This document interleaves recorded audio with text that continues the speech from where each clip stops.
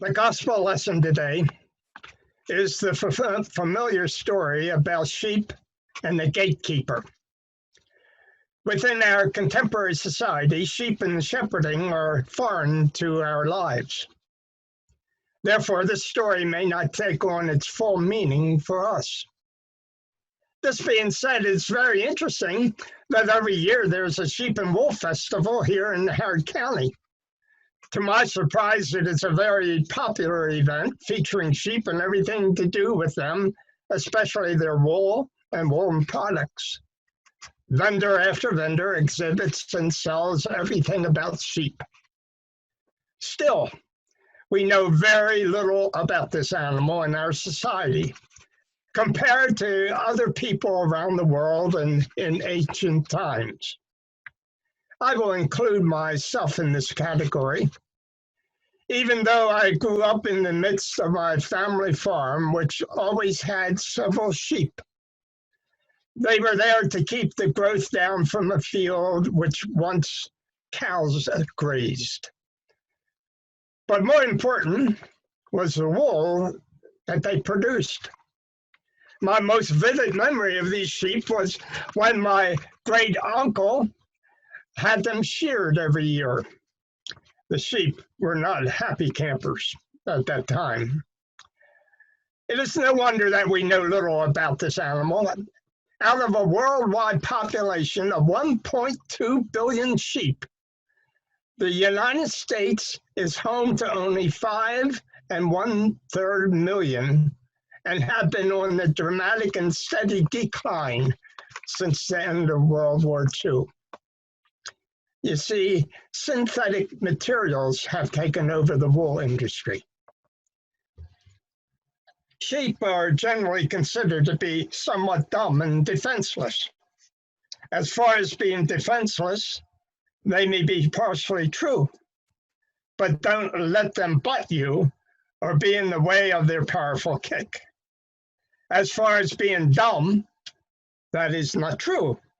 They're actually a smart animal which can detect faces and voices even though separated from them for several years. They can even navigate complex mazes. It is important to note that they develop very strong bonds among themselves and look out for one another and will defend another against an enemy when attacked. I guess we can look to the sheep to reinforce the motivation within us to help each other, especially in these times of trial. It must be noted that within ancient societies, sheep were a very valuable commodity, not only for its source of food, but for its wool.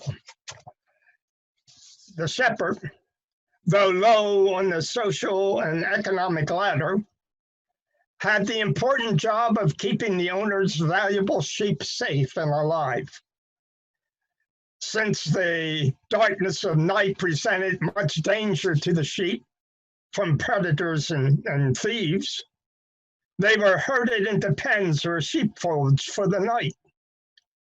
This kept the sheep from wandering away and discouraged predators from stealing them. The only entrance was through one gateway. The gatekeeper for the night slept, lie, and cross that gateway. In order to enter or exit, you had to get past the gatekeeper. Jesus said, "Very truly I tell you, I am the gate for the sheep. All who come before me are thieves and bandits, but the sheep did not listen to them. It is he who protects the sheep, that is us, during the dangers of life's dark times." He continued, "I am the gate.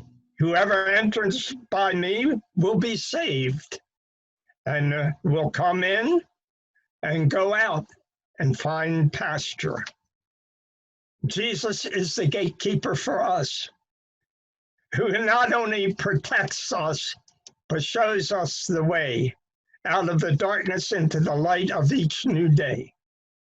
It is through him that we find comfort and safety during the trials of life, such as this pandemic, and gives us the hope and promise that we will find the joy of a new day. During these days of uncertainty and days of trial, there are those, and will continue to be those, who may want to lead us or others into perhaps the dangers of the unknown out of questionable motives. We must be on guard and ask ourselves if the motivation is not out of the love for others, then we may be asked to follow a false shepherd who will lead us to an outcome we may not desire. In doing so, the sacrifices we have made may be for naught. It is the wisdom of love, that will lead us to make the decisions which bring life and well-being to our brothers and sisters. We are told the thief comes to steal and kill and destroy. But Jesus said, I came that they may have life and have it more abundantly. And Peter stated it this way, but if you endure when you do right and suffer for it, you have God's approval.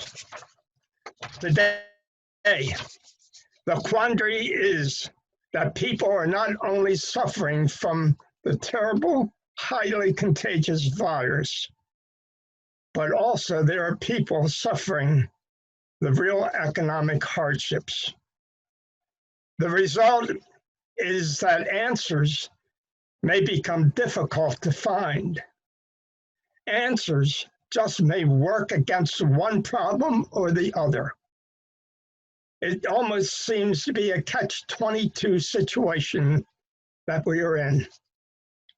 Lives and well-being are at stake in either case. It is during the times like this that we need to pray for the wisdom of God's love to take control. Love just may demand more sacrifices so others may live. That is when we realize the light of a new day and a new life. In doing this, we realize the psalmist's words. The Lord is my shepherd. I shall not want. The Lord makes me lie down in green pastures and leads me beside still waters. You restore my soul, O Lord, and guide me along the right pathways for your name's sake.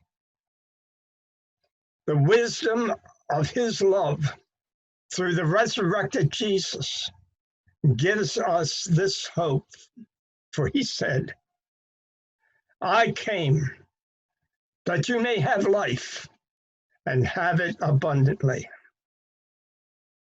Now the question is, do we believe and live this? Amen.